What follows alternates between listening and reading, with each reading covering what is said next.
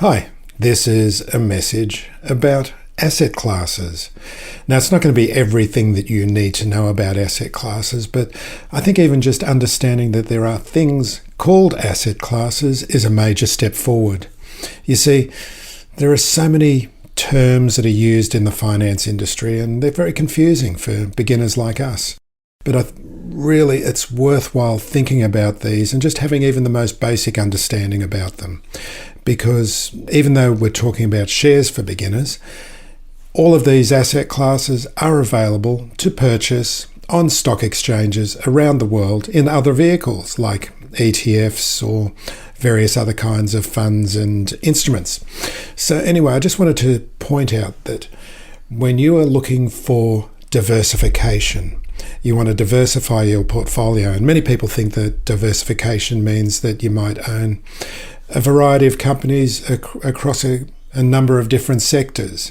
So you might have some of your companies that you own in your portfolio being industrial companies, or they might be financial service companies, they might be mining companies, they could be tech companies. There's all sorts of companies, but you're only diversified within listed equities, companies that are listed on stock markets. But there are many other places where you can invest your funds.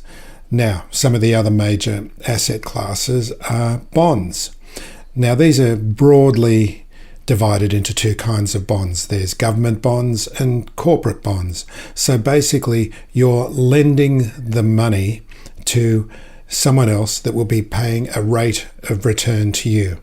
Now, these are sometimes known as fixed interest, fixed income, but they go under many names. Someone told me on a podcast, one of the guests mentioned to me once about that with your investing your money, you can either own it or loan it.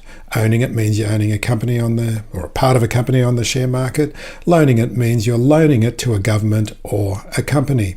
So bonds will be paying you a fixed rate of return that you can depend on. And at the end of that, maybe you can depend on it depending on the rating of the bond. You know, like there's government bonds, there's US bonds, US government bonds, which would be reasonably safe, although, it's very difficult to say what safe is in any kind of environment, as opposed to, say, Argentinian bonds, which might not be the same level of safety.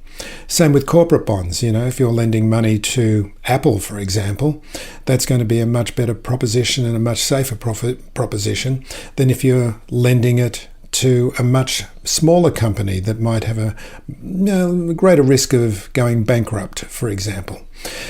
So there's real estate, and there's things called REITs, real estate investment trusts. And again, they come in many flavors as well. What these are investing in, some REITs will be investing in office space. Some of these other ones will be investing in warehousing. I mean, look at all the logistics that's going around, all the goods that are being delivered straight to our door all the time. They've got to go into warehouse spaces. So real estate investment trusts are the second. There's infrastructure. Now, infrastructure is when you're investing in things like roads or bridges, and these are often long-term propositions. So the business model might be, for example, a company will be building a tunnel. This is a listed company. They build a tunnel, for example. They charge a toll for users to go through that tunnel. And then that becomes an income stream that you can take part in by buying into that company on the share market. There's also another asset class known as alternative assets, and that's very wide, and it's probably a bit too much to go through here. But again, I think it's worthwhile for you to go into your pension fund, your 401k, your super here in Australia, and have a look at how your funds are being invested on your behalf. And this will give you an idea, because these funds, these pension funds, these retirement planning funds, they're putting their money into all of these little buckets. And the more that you understand which of these buckets it's going into and how much it's going into each bucket, what proportion's going into each bucket, the more that you will understand. Now, you're never going to get a perfect understanding of all these like a finance professional. However, just a little bit of knowledge is a lot of power to have, because sometime in the future you might be offered an investment and you've got no idea about it because you haven't understand it. Whereas if you know these sort of broad categories, you've got to understand where this investment is fitting into. And of course, if you're getting financial advice or you're talking to someone who is selling a product to you, you want to understand and be able to ask intelligent questions about this.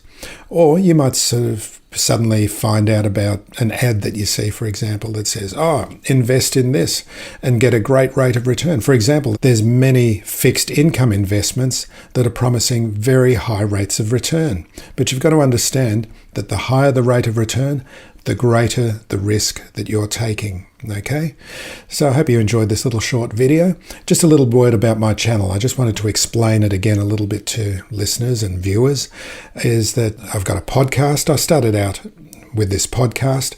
I started feeding it to YouTube so you can listen to the podcast, Shares for Beginners, on this channel.